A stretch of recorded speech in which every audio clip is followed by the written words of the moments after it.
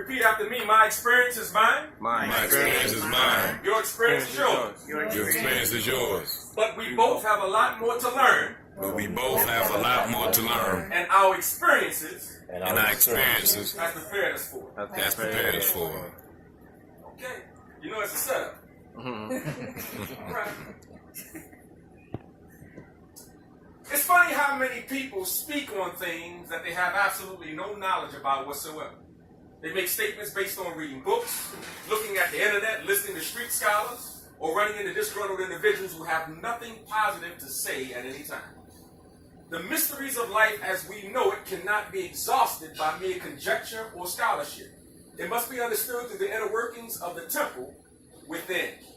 We must not continue to operate in guesswork just because we don't want to appear ignorant about a subject. It's much better to be ignorant and learn than to act intelligent and be found as fool.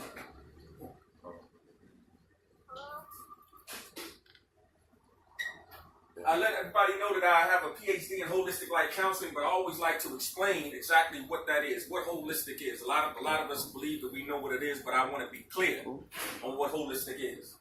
Of or relating to holism. I can't stand using the word to define a word, but this is what they have. Right? Emphasizing the importance of the whole and the interdependence of its parts. Concern with wholes rather than analysis or separation into parts. Holistic medicine, holistic ecology. Holistic emphasizing the organic or functional relation between parts and the whole. Holistic health, it's a wellness approach that addresses the body, mind, and spirit, or the physical, emotional, and spiritual aspects of an individual. So that's what holistic life counseling is, and that's what it is that I do. So I'm not a clinical psychologist.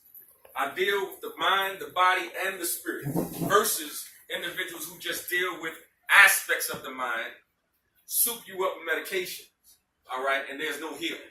They just treat certain symptoms, and most of the time, that's not true either. So that's what holistic is.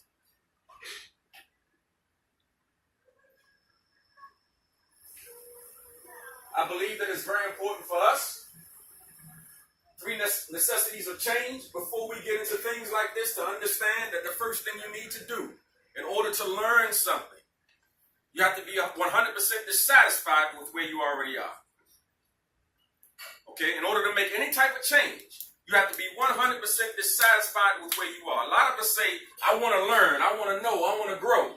But we hold on to old stuff. In order to gain new, you have to empty out the old. It doesn't mean you're going to forget it.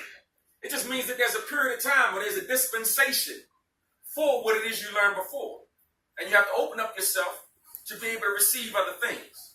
If we're not constantly learning, then I'm going to tell you what I told a brother one day. I said, if you are in a place where you believe you have it all, you know it all, do me a favor. I want you to go out in the field, an empty field. And I want you to grab yourself matter of fact, take a shovel with you when you go out there.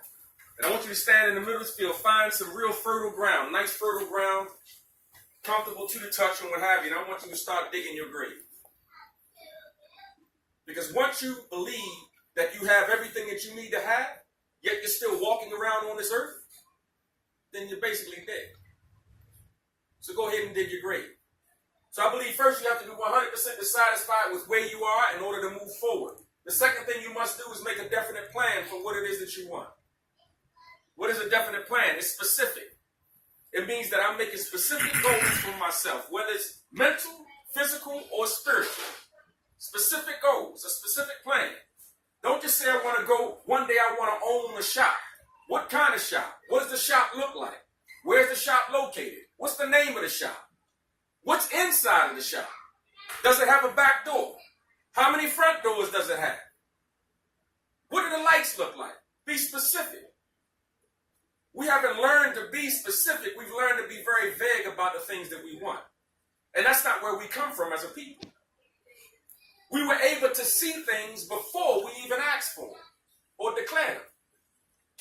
And so because of what we've been taught today to be dumbed down and not operating those things, we wonder why we don't get the things, not just that we desire, but even some of the things that we do speak. Because we're not speaking from a place where we know we already have it. We're speaking from a place where we still want it. Last thing is determination. We have to be determined. Be determined to learn. Be determined to be open. Even if you think something works. There's a whole lot of things out here that work. We know that. A whole lot of things out here that work. It's a different tool that you're using to make it work. All right? You have a screwdriver, and then you have a power drill. Both of them accomplish the same thing. One just has a motor, and the other one is manual. But they accomplish the same thing. It doesn't mean you can use one or you can use the other. It doesn't make a difference. It's just a different tool.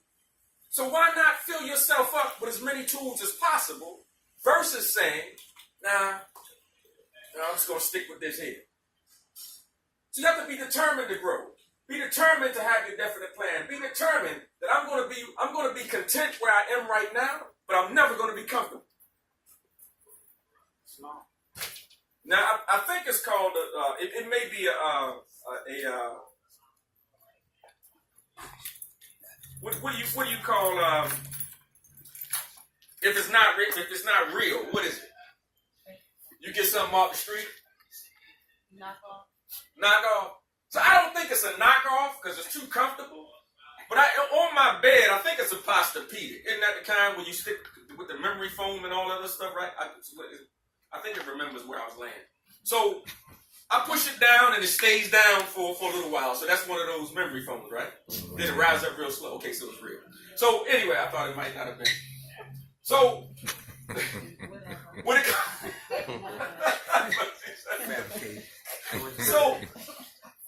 So listen, huh? So, but it's comfortable. It's very comfortable. When I lay in it, I do not want to get up. No. Because you sink down in it. You get in that sunken place, right? The sunken place, get out. You get in that sunken place. You don't want to move. Matter of fact, you can't move sometimes. And so that's where most of us are in life. We're comfortable. There's nothing wrong with being content where you are. Because being content means you're going to move to the next thing as soon as you get an opportunity. You know that that's just for a season.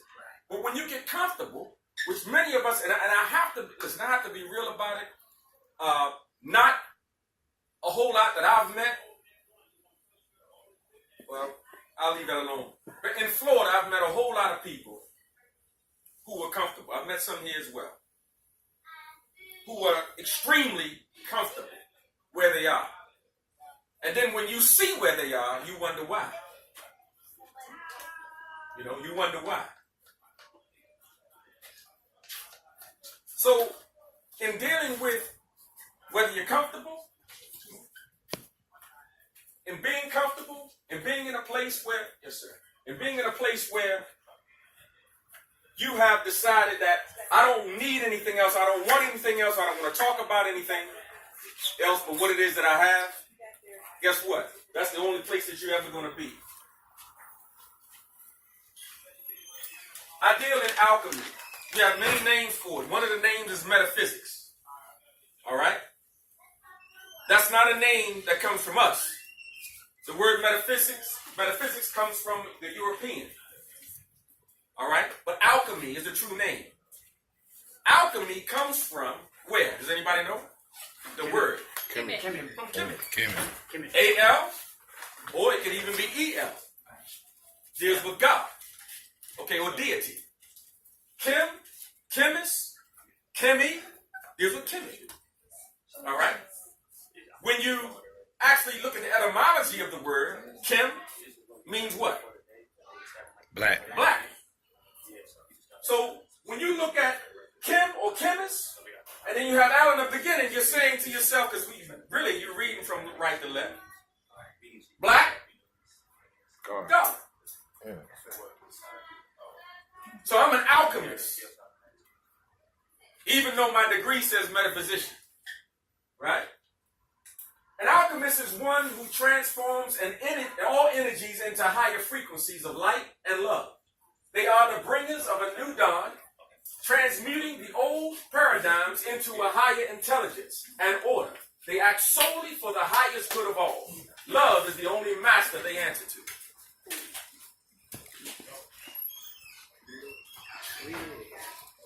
Alchemy is the ancient art of transformation, the science of making something better, whether it's changing lead into gold, perfecting our personality, or creating a spiritual presence within.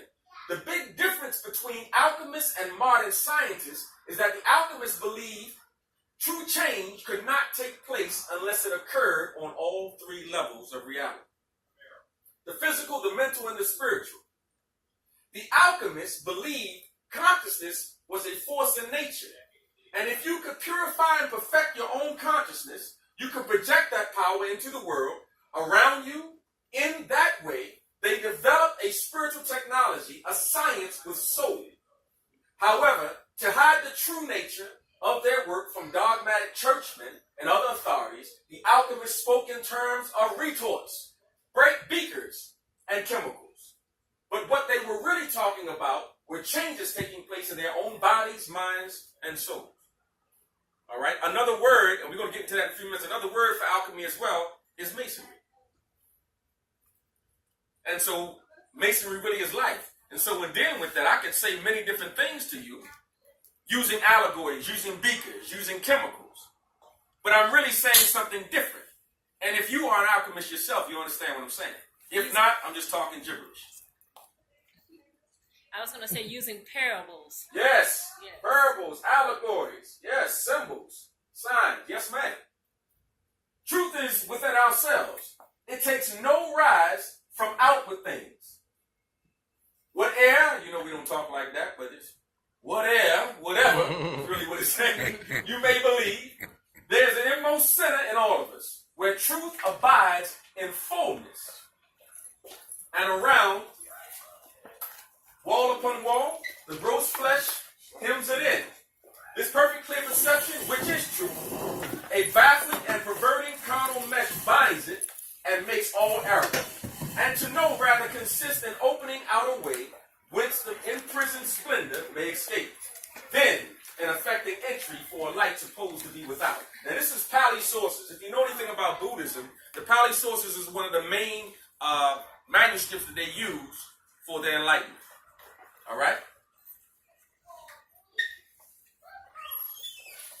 How many individuals are familiar with thought? All right. Tahuti. That's right. Somebody say Tahuti. All right. Thought is a commissioned god of writing, magic, wisdom, and the moon. He was one of the most important gods of ancient Kemet, alternately said to be self-created or born of the seed of Horus, from the forehead of Set. As the son of these two deities, who represented order and chaos. I'm going to stop right there for a second. Understand something about commissions, which we are. But understand this. The difference between commissions and those of us who are here in the West is they understood that wasn't real. They understood that this is a principle. They understood that it meant something different than what it is that you saw. They understood that it represented something inside of you versus the real. They knew that they wasn't going to see thought later on. They understood that. They understood that they wasn't going to come upon thought when they went into the grave. After a while, by and by. Right? They understood that because they understood it was a principle that represented a certain type of alchemy within them. A process. A divine process. Divine mind. Divine mind. Respectively, he was also the god of equilibrium and balance, and associated closely with both the principle of Ma'at, divine balance, and the goddess Ma'at, who personified this principle, and who was sometimes seen as his wife. Another of his consorts was the goddess Nehemenwe. Did that say it right? Yes. Okay, I can read. She who embraces those in need, a protector goddess. All right, again, everything that we just read represents what you see here. This was actually taken from one of the walls, okay, in the temple in Kemet. Okay, or what we've been taught, we call it Egypt. All right, that's actually taken. You see the break here. All right, these are stones that were set. All right? So this is actually taken from that wall. But when you look at this, then you understand that, again, you have to understand it's a principle. When you look at what it represents, balance, order, when you look at what kind of God it was, when you talk about magic, when we say things like magic, people get squeamish. All right? What's another name for magic? Science. Science. What's another name? Spirituality. Spirituality. But when we hear magic, because of what we were told by individuals that don't look like us, we get scared. Yeah, witchcraft. It's the first thing they say. Mm-hmm. Witchcraft. Yep. Right? Mm-hmm. But as long as you believe that it's witchcraft, then you'll never really truly find out who you are. Isn't that the aim? Yes, Well, I ma'am. feel like until they understand what witchcraft means, they will never understand what magic is, because witch comes from the word wit, which means clever or wise, and it's a craft. Yes. So they don't understand what it means anyway. And one more thing about the thoth, Sure. I find it funny that nowadays they call a woman who embraces all a thought, because she's really the goddess who just doesn't have any type of restriction or limitation on how she can behave sexually. She's free and wild. So they calling her a thought. They really calling her thoth. Called a thought. That's right. Mm. That was not created by us. That phrase was not given to young ladies by us, to our queens by us. When you see things like that, you have to know this interjected by a system. Now we talk about racism, right? Racism. Brother, can you operate in racism? It's a hostile environment, but you know. Okay. Can you operate in racism? Yes. Tell me how. For me, racism deals with preferences. Okay. Preferences in terms of species, cultural differences. Okay. So I can operate within the perimeters of my own racial preference. Okay. Sis, can you operate in racism? Well, I already am. All right. I already am. But, and our ancestors operated in racism, so it's possible to operate in racism, but is it comfortable? Okay. Now, I told you that as we get into this teaching, we're going to get into some things. Remember, stay open. I know everybody here is open to learn more.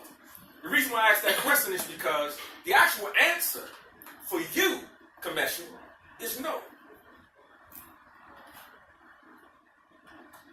Especially here in the West. Because the word racism denotes that you have a system to control. We here in the West do not own a system to be able to control any other race here at this moment. We do not own anything with the ism behind it. Means you have a system.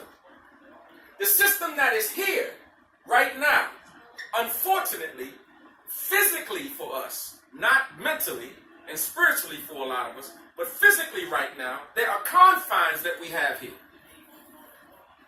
So when we go out here and we can use something simple like just going to work. How you go to work, when you go to work, when you get home, what's on television, what you have provided for you. Most of us who are awakened, we turn the television completely off. All right, and we're listening to music, we're listening to vibrations, we're meditating, we're praying, whatever the case may be. We try to stay away from what it is that was given to us. So the word racism is a system. Now, can you be prejudiced? Yes. You can be prejudiced against anything. I can be prejudiced just the fact that I don't like the way this flower looks right here. So I'm prejudiced against that flower. I don't like the colors. Right? So that's prejudice. But racism, first of all, we have to listen to the word race. Race. And this has to do with the word thought or thought. And what they interject into our communities, and then we use them. All you have to do is put it on. Repetition is power. Just continue to put it on television. Continue to put it in rap music. Continue to put it in R&B music. Continue to do that over and over again. Repetition is power. And because we're individuals with what we have, what we call a heart, which is a subconscious mind, most of us go to sleep on it. And when you go to sleep on it, it becomes you. And you find yourself saying the same things unconsciously. And so that system is in place in areas you don't even realize. Just little subtle things. Commercials about, I'll use the word prophylactics. There's a commercial right now that comes on. Two men talking about they wish they would have used one. Laying in the bed. It's a commercial. They wish they would have used one. Then they show two women. You have this new thing that's coming out now. This show called Pose. This new Pose show, whatever. Transgender. The thing with, what's the boy's name? RuPaul. That was one of the first ones that they started slowly but surely interjecting. And then all of a sudden he has a show. And I say he, because that's what he is. It's a he. I don't care what he looked like. Thoth's Egyptian name was Jehudi, meaning he who is like the ibis. The ibis was a sacred bird, ancient Egypt, as well as a popular pet and associated with wisdom. Other forms of his name are Jehuti, Tahuti, Tehuti, Zehuti, Teku, Tetu, and Lord of Ikemenu, the latest city of Hermopolis, which was his major cult center. Hermopolis was, don't get caught up on that word cult, I'm going to explain what it means. Hermopolis was so named because of the Greek association of Thoth with their god Hermes. And to the Greeks, Thoth became Hermes Trismegistus. Anybody heard that name before? All right. Thoth, the thrice great, often given as 3 times great. He was also known as Lord of Mayat, Lord of divine words, scribes of Mayat, in the company of the gods, and as just and incorruptible judge. All right?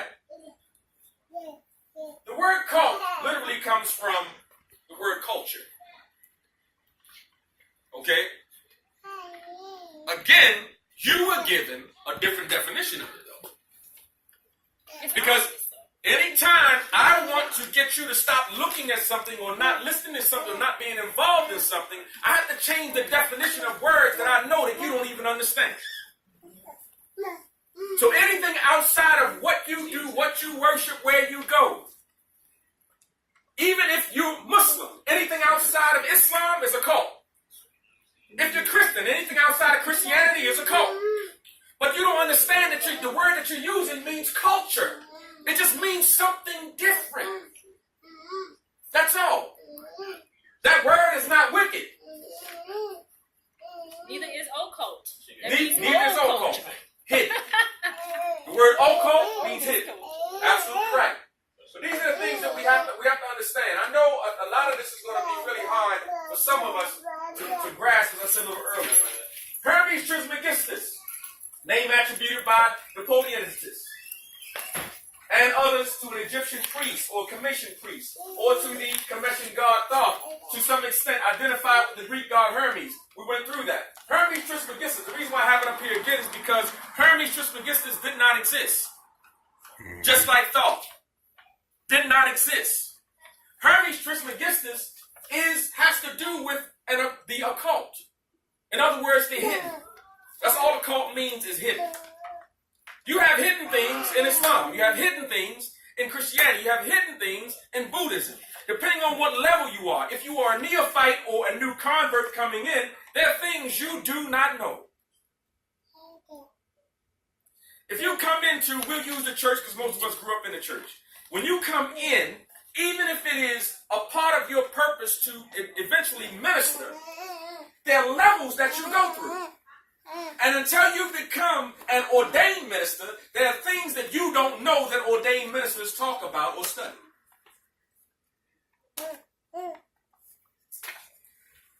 Before before you even get to the level of minister itself. Many individuals start off as deacon, right? But there are things that ministers talk about and ministers discuss that deacons don't get involved in. There are meetings that they go to. So all it is, it just means that they are dealing with the occult, something that's hidden from you. That's it. You may find out one day, but at that moment on your level, you're not ready for it. And you're not welcome in that meeting. Now, it's okay. Listen now, it's okay to you at that moment because you believe that's a part of the process. But let that process really affect you in a negative way. Now, there's a problem. Giving you a backdrop of Kemet so we understand exactly where we're going. Now we're getting ready to really start digging. I have this up here because there's a, and we'll get into, I do have some scriptures on here as well. All right? There's a saying in Luke, correct me if I'm wrong, Luke 16? Luke 16. I believe it says that the disciples asked Jesus, where is this kingdom? And Jesus said this, you will not find the kingdom by observation. How do you observe something? With them. With what? No. I'm asking you, how do you observe something? Oh, I see. With your eyes. So say you will not observe it with your eyes. You will not say, lo, it is here, lo, it is there. Because the kingdom of heaven, and some scriptures say kingdom of God, is where? Within you. Right? We do this when we talk about the kingdom. Because we talk about we're really dealing with the breath. So we do this. But in all actuality, this is your kingdom that it's really talking about. And we'll get into some other things about this. I'm not going to point out each spot just yet, but I will tell you in dealing with the kingdom, and that's why it's called kingdom, the king dome, or the dome of the king. How do you become a king? You become a king through initiation. How were you initiated? You were initiated, and this goes for everybody. You were initiated by levels of wisdom, knowledge, and understanding. All right? Yeah, it is. I'm gonna see if he can change that. I'll get on that. Thank you, sir. This is another picture of thought. Okay? This right here is a picture of what? Thalamus one? No. Oh, the cerebellum. Medulla oblongata? This is the medulla oblongata. These are your lateral ventricles. Here. This is your medulla. Anybody know what this is? Cerebellum. Called your right. It's called your pons. All right. This here is called your bird brain. Anybody been called a bird? My father used to call me a bird brain when I was young. He called me a bird brain all the time. Bird brain, you know. But I found out that there was something behind that. This is called your bird brain. When you look at thought, and I'm just showing you where this stuff comes from. When you look at thought, doesn't thought look similar to that? And literally, in science, doctors call that the bird brain. Don't believe me, please, today. Do not believe anything that I'm saying. Do your research. Do your research. I really love it when people go and study.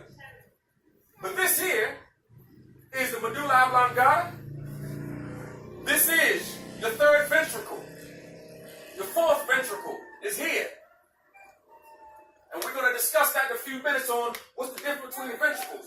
You have 1, 2. You see a second one here? First, you have 2 lateral ventricles. 1, 2, 3, and 4. And we're going to discuss what they mean. And why they're there. And what they do in the processes of your actual body. That's called the bird brain. And a lot of the things that that you see in there has a lot to do with your learning and understanding. Your writing, which has to do with thought, who does not exist because he represents something inside of you. Metaphysical. Right, metaphysically, alchemically. Do you not know that you are the temple of God and that the Spirit of God dwells in you? I didn't write 1 Corinthians 3:16. Or do you not know that your body is a temple of the Holy Spirit who is in you, whom you have from God, and that you are not your own? I'm going to keep it moving. Now unto him that is able to do exceedingly abundantly above all that we ask or think. Comma. When you see a comma, what does that mean? Pause. That means pause for a second, right? Because I'm about to blow your mind. That's what it means. Well, no, that just means just pause for a second. When you see the semicolon, that means watch it. There it comes. Let's just pause. According to the power that worketh within us. What does that mean? You got this here saying all power is here, right? But then it says according to the power that worketh in us. What does that mean? Talk about your divinity, but what else? The God in us. I didn't hear you. The God in us. The God in us. But listen, again, all power is here. But according, it says that you can do this, but it's according. The word accord is a musical word. Accord. You cut off ing. Accord has to do with harmony. That means that you have to be in, you can do all of this, but you have to be in harmony with the power or understand the power that you have. And you're not going to accomplish this without understanding and being able to wield the power that's within you. So that means that nothing's going to happen for you if you don't understand how to operate in the God in you and with the God that is within you. Anybody seen this before? And I'm going pretty fast because we got a lot of slides. Anybody recognize this? Hebrew alphabet. This is not the alphabet, but they are Hebrew letters. Yeah. Can anybody read that? Yahweh? What is it? Yahweh? Yahshua? No, it doesn't say Yahweh. Yahweh, there's no. We say Yahweh. It's okay. We say Yahweh. Some of us say it's, you can't pronounce it. Oh, my bad. No, you're good. Okay. But some say you can't pronounce it. It's ineffable. So in other words, you just look at it. Right. Not good that It says something, but you just look at it. That's what they tell you. Yah, He, Va, He. Some say Yahweh, some say Jehovah. Right? But we know there was no J when this came about. Right? Some say Yahovah. But this is the name of what? God. Of God. The deity within. Right? The deity within. God. All right? We listen. This is, so when we look at these things, we say, wow. But what does it mean? What does it really mean for me? Is it just Hebrew? Is it just Hebrew alphabet letters? What is it? We're going to turn it in a different direction.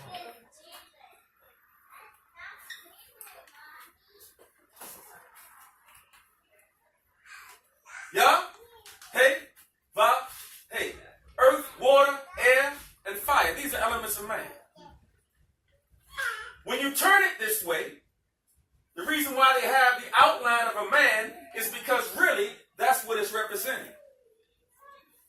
So when you look at the name Yahweh, or as we say in English, Jehovah, you're talking about God, Amen. the elements of God being within you. Guess who knows this, but the rest of us out here in traditional religion don't.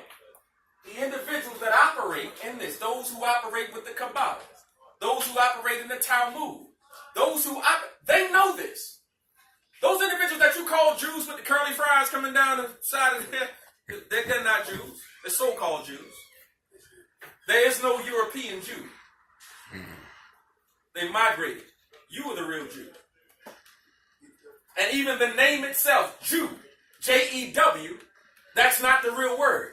It's actually J-U. J-U. They added D-A-H, Judah, for praise.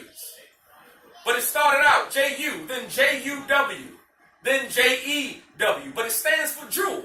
That means you are the jewel of God. Here's another example. Do you see the resemblance of man? And it's doing this so that you can see exactly what it represents. See, we're okay with this until trouble comes. We're okay with this until we start going through what we call hell. We're okay with this, looking at this right now, until we really start dealing with some crazy things in our lives. Then we get to a point where we get so frustrated to where now we start going on the outside instead of dealing with the kingdom within. Calming yourself. See, when you truly know God, doesn't mean you're going to be perfect. Doesn't mean that sometimes you're not going to get upset. But when you truly know God within, then no matter what goes on around you, you may get frustrated a little bit, but then you catch yourself. Because you understand what's on the inside of you. You understand who you are. And you understand about the scripture that you saw before. Now unto him who is able to do exceedingly abundantly above all that you could ask or think, according to the power that is within you. If I don't recognize the power that is within me, I won't be able to do above all. You know the power that you have? Some of us have dealt with that power accidentally.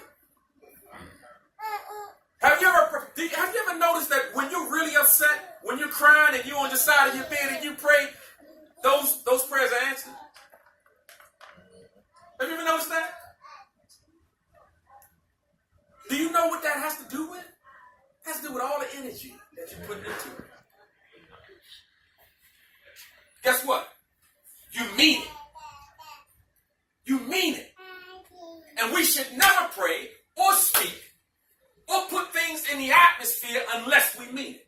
And that's why we have to be very careful. That's why when you cry and you're upset about something and you say, God, help, the answers come, the help comes, because you mean it. As a man thinketh in his heart, so is he. Not this heart doesn't think, it pumps. Subconscious mind. As a man thinketh in his heart, the place where everything is held, all traumas, all issues, all problems. Sometimes things that are extremely good, that make you extremely excited. As a man thinketh in his heart, that means that when you get to the point to where you're operating in that place, you become that thing. So when you're in a place where you don't see any hope in your situation, and you either matter of fact, okay, let's get out of the crying. How about when you get extremely angry and you start talking to God? Same thing, there's some results. Now you would think, because you're angry, okay, listen, man, I'm not playing this game. Oh, you're going to help me today. They're about to put me out of my house. All the stuff you done told me in this book, you're going to help me today. And then the landlord comes, so I'm going to give you 30 more days. But you got to be out after that. And then somehow you come up with the money. Again, you're putting out energy, or what we call spirit. This is some serious stuff. See, this is science. This is alchemy. Something that we're not taught. You will not get this across the pulpit. You will not get this across the rostrum in Islam. You'll get it in little rooms in a corner somewhere. But you will not get it. First of all, a lot of them don't know Those who do won't share because they feel like if I do share, you will no longer need me. And I got to pay for that Rolls Royce.